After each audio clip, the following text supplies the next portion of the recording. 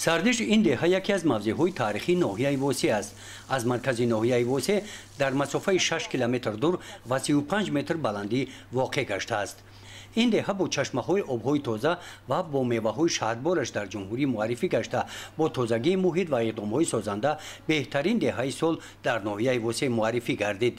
با اقدام مقامات خود فعالیت جمعیتی در این سال در این دهه با این نقطه یک چند نقطه‌های آب نوشاکی و پل‌ها ساخته شده مورد استفاده ساکنان قرار گرفتند. در همه خانه‌ها یک وعده پروتی در همین دهه دوران هوا آب وجود رفته سای.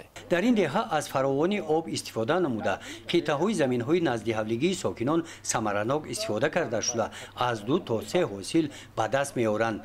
در قطعه زمینی نزد حولیگی جورخان غایبوف این حاصل دوم میباشد. 10 خوابچه کارتوشکا میگیریم.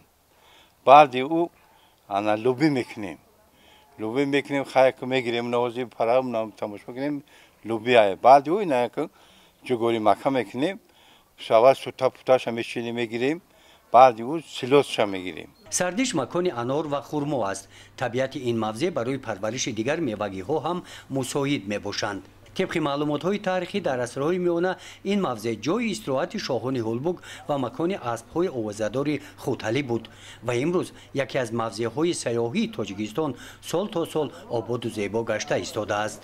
گزارش خواجه نظریف خدای نظر ظهوروف از ناحیه ووسه برای برنامه اطلاعاتی نوید.